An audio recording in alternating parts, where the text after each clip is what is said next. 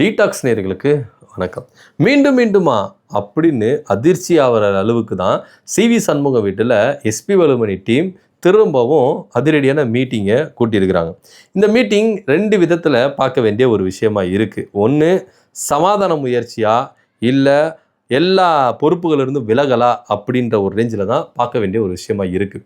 விஜயபாஸ்கர் அவர்கள் அதிரடியாக எம்எல்ஏ பதவியை ராஜினாமா பண்ணிட்டு தாவேக்கால இணைய போகிறதா இங்கே தகவல் இருக்குது. ஏன்னா இவரெல்லாம் அதிமுக விட்டே போக மாட்டாருங்க. ஏன்னா 2ஆம் தலைமுறை 3ஆம் தலைமுறை அப்படின்னு தொடர்ச்சியாக அதிமுகவில் பயணிச்சுட்டு வராங்க. மாணவர் அணியில் இவர் தன்னுடைய அரசியல் பயணத்தை தொடர்ந்தவர். இன்னைக்கு அதிமுகவில் மூத்த முன்னாள் அமைச்சர் 2ஆம் கட்ட தலைவர் அப்படின்ற ஒரு அந்தஸ்துக்கு வளர்ந்துட்டு வந்திருக்கிறாரு. கிட்டத்தட்ட 35 வருஷமா இவர் அதிமுகவில் பயணிச்சிருக்கிறாரு அப்படின்னு சொல்றதுல எந்தவித மாற்று கருத்து இல்லை. ஸோ அப்படியா நகமும் சதையுமாய் எடப்பாடி பழனிசாமியும் விஜயபாஸ்கர் அவர்களும் ஒட்டி ஒன்னா இருந்தாங்க. ஆனால் இன்னைக்கு யார் கண்ணு பட்டுச்சோ தெரியல, அதிமுக இன்னைக்கு இப்படி சிக்கி சின்னாபினமாக மாட்டி ஒவ்வொரு மூத்த முன்னாள் அமைச்சர்கள் எல்லாருமே விலகிட்டு இருக்கிறாங்க அப்படின்னு தான் இங்கே பார்க்க வேண்டிய ஒரு விஷயமா இருக்குது. ஸோ கடம்பூர் ராஜு அவர்கள்லாம் அதிரடியாக போய் தாவேக்கால இணைஞ்சாரு. 4 எம்எல்ஏக்கள் என்ன பண்ணாங்க, அதிரடியாக ராஜினாமா பண்ணிட்டு விளங்கினாங்க. விஜயபாஸ்கர் எல்லாம் போக மாட்டாரு அப்படின்னு தான் நினச்சாங்க. ஆனால் அவரு போயிட்டாரு. எடப்பாடி பழனிசாமி தான் காரணம் அப்படின்னு சொல்லிட்டு அவரும் என்ன பண்ணார், தான் பங்குக்கு எடப்பாடி பழனிசாமி தான் அப்படின்னு சொல்லிட்டு போயிட்டார். அடுத்தபடியாக சிவி சண்முகம் அவர்கள் எம்எல்ஏ பதவியை ராஜினாமா பண்ணாமல் நான் அதிமுகவில் தான் இருக்க போகிறேன், என்னால் முடிஞ்ச வரைக்கும் 5 வருஷத்துக்கு உங்களால் என்ன பண்ண முடியுமோ அதை நான் பண்ணுவேன் அப்படின்னு சொல்லிட்டு தன்னுடைய தொகுதி மக்களுக்கு நன்றி தெரிவிக்கிற கூட்டத்தில் பேசினார். ஸோ அப்போவே தெரிஞ்சு போச்சு இவர் அதிமுக விட்டு விலக மாட்டாருப்பா அப்படின்னு. ஆனால் அவர் இப்போது விழுப்புரத்தில் தன்னுடைய ஆதரவாளர்களை கிட்டத்தட்ட 10 ஒன்றிய அமைச்சர்களை கூப்பிட்டு அணிகளுடைய நிர்வாகிகளை கூப்பிட்டு பெரும்பாலான கிட்டத்தட்ட 1000க்கும் மேற்பட்ட உறுப்பினர்கள் நிர்வாகிகள் எல்லாரையும் கூப்பிட்டு தீவிர ஆலோசனையில் ஈடுபட்டிருக்கிறாராம். என்னங்க நம்ம அதிமுகவிலே இருக்கலாமா இல்லை பதவியை ராஜினாமா பண்ணிட்டு தாவேக்கா பக்கம் போகலாமா அப்படி இப்படின்னு பல ஆலோசனைகளில் ஈடுபட்டிருக்காங்க ரகசியமாக. ஸோ இதில் பெரும்பாலானோர் என்ன சொல்லியிருக்கிறாங்க அப்படின்னா, அண்ணே நீங்கள் தயவு செய்து அதிமுகவிலேருந்து எம்எல்ஏ பதவியை ராஜினாமா பண்ணிட்டு தாவேக்கா பக்கம் போங்க. தாவேக்கா பக்கம் போனீங்கன்னா உங்களுக்கும் நல்லது, உங்கள் கூட இருக்கிற எங்களுக்கும் வளர்ச்சி அப்படின்னு அவங்க சில பல ஆலோசனைகள் கொடுத்துருக்குறாங்க. எடப்பாடி பழனிசாமியோடலாம் நின்று அவர் செய்கிற பாலிடிக்ஸுக்கெல்லாம் நீங்களும் கூட சேர்ந்து பாலிடிக்ஸ் பண்ணி இதெல்லாம் வளர்றதுக்கான வாய்ப்புகளே இல்லைண்ணே. அதனால் தயவு செய்து 5 வருஷத்துக்கு அவங்க தான், அதனால் நம்ம அவங்க கிட்ட போயிடுவோம், அடுத்த 5 வருஷத்துக்கு வேணால் பார்த்துப்போம் அப்படின்ற ரேஞ்சில் பல பேர் கொடுத்துருக்குறாங்க. ஒரு சிலர் என்ன சொல்லியிருக்காங்கன்னா, அண்ணே தாவேக்கா மட்டும் வேணாம், மற்ற நீங்கள் எந்த கட்சியில் வேணாலும் போங்க, இல்லையா தனியாக கூட கட்சி ஆரம்பிங்க, அதை பற்றி கவலை கிடையாது. ஐயா ஓபிஎஸ் அவர்கள் போராடி இருந்தார்ல தனியாக தொண்டர்கள், அதிமுக தொண்டர்கள் உரிமை மீட்பு குழுன்னு, அந்த மாதிரி ஒரு தனியாக கூட கட்சி ஆரம்பிச்சிருங்க. தயவு செய்து தாவேக்கா பக்கம் மட்டும் போயிடாதீங்க. இன்னைக்கு தாவேக்கா பக்கம் போனவங்களாம் எந்த இடத்துல இருக்கிறாங்க நீங்கள் நினைக்கிறீங்க? அதிமுகலேருந்து விலகி போனாங்களே, இந்த கடம்பூர் ராஜு அண்ணன் அவங்களாம் போனாங்களே, உடுமலை ராதாகிருஷ்ணன்லாம் போனாங்களே, எந்த இடத்துல இருக்கிறாங்க நீங்கள் நினைக்கிறீங்க? தெரியவே இல்லைங்க. அதிமுகவில் வரைக்கும் அதிமுக தலைவர்கள், இந்த மாவட்ட செயலாளர் அப்படி இப்படின்னு தெரிஞ்சாங்க. ஆனால் இன்னைக்கு தெரியவே இல்லையே, அவங்களாம் தேடணுமே, எங்கே இருக்கிறாங்கன்னு தெரியலையே அப்படின்னு பல பேர் என்ன பண்ணுறாங்க சொல்கிறாங்க. ஸோ நீங்களும் அந்த லிஸ்ட்டை போய் சேர்ந்துடாதீங்க, தயவு செய்து நீங்கள் தாவேக்கா பக்கம் மட்டும் போயிடாதீங்க அப்படின்னு பலரும் அவருக்கு என்ன பண்ணுறாங்க சப்போர்ட். நீங்கள் ராஜினாமா பண்ணுங்க, அதெல்லாம் பிரச்சனையே கிடையாது, நீங்கள் ராஜினாமா பண்ணுங்க, பண்ண வேணாலாம் சொல்ல, ஆனால் அதுக்குன்னு தாவேக்கா பக்கம்லாம் போய் சேர்ந்துடாதீங்க அப்படின்னு அவருக்கு சில ஆதரவாளர்கள்லாம் பண்ணியிருக்கிறாங்க, தகவல் கொடுத்துருக்காங்க.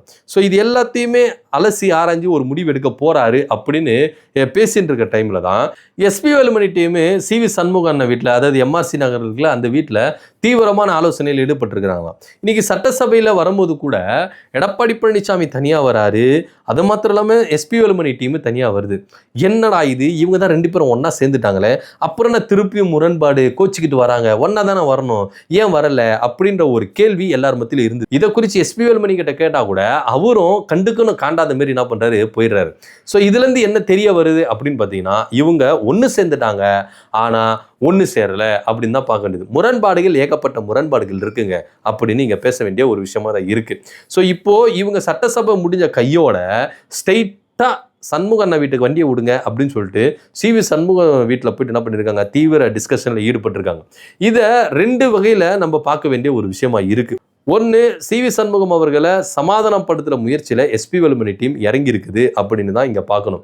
ஏன்னா எஸ்பி வேலுமணி அவர்களுக்கும் தெரியும் தாவேக்காவில் எந்த மாதிரி ஒரு நம்மளுக்கு ஒரு மரியாதை கொடுப்பாங்க அப்படின்றது எல்லாத்தையும் அவங்க பார்த்துக்கிட்டு இருக்கிறாங்க.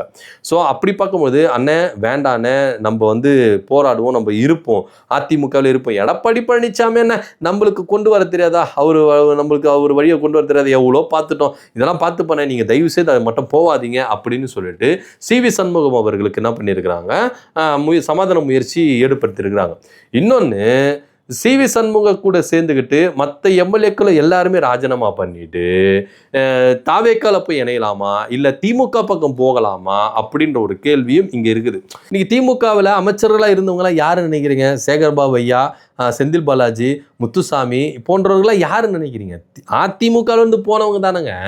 இன்னும் பல பேர் இருக்காங்க, ரகுபதி ஐயாலாம் இருக்கிறாருல, எல்லாருமே அதிமுகவில் இருந்து போனவங்க தானே.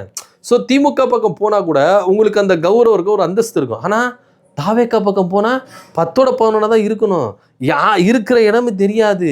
அதனால நீங்கள் தாவேக்கா பக்கம் போக வேண்டாம் அப்படின்னு சொல்லிட்டு இங்கே பலரும் என்ன பண்ணுறாங்க, பேசிட்டு இருக்கிறாங்க. ஆனால் எப்படி இருந்தாலும் எடப்பாடி பழனிசாமி 2 பேருக்கு தக்க பதிலடி கொடுத்துருக்கிறாரு. ஒன்று சி விஜயபாஸ்கருக்கு, இன்னொன்று சிவி சண்முகம் அவர்களுக்கு. சி விஜயபாஸ்கர் என்ன சொன்னார் என்னை பற்றி? தலைமை சரியில்லை நான் சொன்னார் அவர். ஏங்க அவர் கட்சியை விட்டு போனால் போட்டங்க, என்ன எப்படிங்க தலைமை சரியில்லைன்னு சொல்ல முடியும்? தலைமை சரியில்லாமையா அவர் அதிகப்படியான வாக்குகளை வந்து வெற்றி பெற்றிருக்கிறாரு. தலைமை சரியில்லாமையா அவர் வந்து கடந்த இதுலேயும் வெற்றி பெற்றாரு. என்னங்க பேசுகிறாரு அவர்?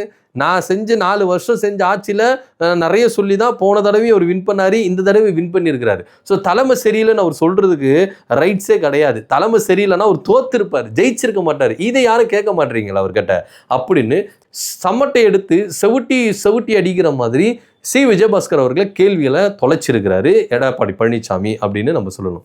சிவி சண்முகம் அவர்கள் ஒரு குற்றத்தை முன் வச்சார். என்ன குற்றம்னா, எடப்பாடி பழனிசாமி மகன் மிதுனை கட்சிக்குள்ளே கொண்டு வந்து பெரிய பொறுப்பு தரப்போறாருன்னு. அதுக்கும் வச்சார் எடப்பாடி பழனிசாமி செக்கு. இங்கே பாருங்க ஐயா, செய்தியாளர்கள் எல்லாருமே இருக்கீங்க, ஊடகவியலாளர் எல்லாரும் இருக்கீங்க, பத்திரிகையாளர் எல்லாரும் இருக்கீங்க. உங்களுக்கு மட்டும் இல்லை, என் மேலே தப்பாக ஒரு காரணத்தை சொல்லி எல்லாரும் இன்னைக்கு வெளியேறின்னு இருக்காங்க, அப்பாண்டமாக பொய் சொல்லின்னு இருக்காங்களே, அவங்களுக்கு எல்லாருக்கும் ஒரு பெரிய கருத்து சொல்கிறேன். என் பையன் மிதுனு ஒருபோதும் அதிமுகக்குள்ளே வரமாட்டார், பெரிய பொறுப்புகளில் வரமாட்டார். கடைசி வரைக்கும் அவர் அடிமட்ட தொண்டன், கடைசி உறுப்பினர், அவ்வளவுதான். மற்றபடி அவர் இங்கே கட்சிக்குள்ளே வரமாட்டார், பெரிய பொறுப்பு தரமாட்டோம் அப்படின்னு திட்டவட்டமாக அவர் சொல்லியிருக்கிறார். இன்னொரு முறை சொல்கிறேன், அழுத்தம் திருத்தமாக சொல்கிறேன்னு சொல்லிட்டு மீண்டும் அதையே சொல்லியிருக்கிறார். ஸோ சிவி சண்முகம் அவர்களுக்கும் சி விஜயபாஸ்கர் அவர்கள் வைத்த குற்றச்சாட்டுகளுக்கு தக்க பதிலடி கொடுத்துருக்கிறாரு எடப்பாடி பழனிசாமி. இப்போ இவங்க மீட்டிங் எதுக்கு நடந்தது அப்படின்னா, ஒன்று சிவி சண்முகம் அவர்களை சமாதானப்படுத்துகிற முயற்சியில் இறங்கியிருக்கிறாங்க. அண்ணே எம்எல்ஏ பதவி ராஜினாமா பண்ண வேண்டாம், நீங்கள் அதிமுகவில் இருங்க, உங்களுக்கு என்னென்ன பதவிகள் நீங்கள் உங்கள் கிட்ட இந்த ஒரு பறிச்சாரோ அந்த பதவியை உங்களுக்கு திருப்ப தரேன், உங்களுக்கு அதிகாரம் வாங்கி தரோம், அதனால தயவு செய்து நீங்க என்ன பண்ணுங்க, கட்சிக்குள்ளே இருங்க அப்படின்னு சொல்லிட்டு சமாதானப்படுத்துற முயற்சியில இறங்கி இருக்கிறதா ஒரு தகவல் இருக்கு. இன்னொரு சைடு நம்ம பார்த்தோம்னா, சிவி சண்முகத்தோடு சேர்ந்து மீண்டும் இவங்க எல்லாருமே போர்க்கொடி தூக்கி எம்எல்ஏ பதவியை ராஜினாமா பண்ணிட்டு ஒன்னு தாவேக்கா, இன்னொன்னு திமுக, இந்த 2 பக்கம் போறதுக்கான வாய்ப்புகள் இருக்குது. ஸோ இதை பத்தி கூட டிஸ்கஷன் பண்ணியிருக்கலாம் அப்படின்னு தான் இங்கே பேசப்பட வேண்டிய ஒரு விஷயமா இருக்குது. இந்த இடைத்தேர்தல் 5 இடைத்தேர்தலோட நிற்காது, அதிகப்படியாக 10 to 15 தொகுதிகள் கிட்ட இடைத்தேர்தல் வரும் அப்படின்னு தான் தகவல்கள் வந்துகிட்டு இருக்கு. ஸோ கூடிய விரைவில் அடுத்தடுத்து இந்த ராஜினாமா அப்படின்ற ப்ராசஸ் ரொம்ப சீக்கிரமாக நடக்க போகுது அப்படின்னு தான் பார்க்கணும். ஸோ இந்த இடைத்தேர்தல் 5 இடைத்தேர்தலோட நிற்காது, 10 ஆகலாம், 15 ஆகலாம் அப்படின்றத இங்கே பார்க்கணும். ஒருவேளை இது 10க்கும் மேற்பட்ட இடைத்தேர்தலை சந்திக்கிற ஒரு தேர்தலாக இருந்தால் ஆட்சியும் மாறலாம், காட்சியும் மாறலாம் அப்படின்னு தான் உங்ககிட்ட இந்த பதிவை நான் முன்வைக்கிறேன். இதை பற்றியோட கருத்து என்ன அப்படின்னு கீழே கமெண்ட் பண்ணுங்க. நன்றி, வணக்கம்.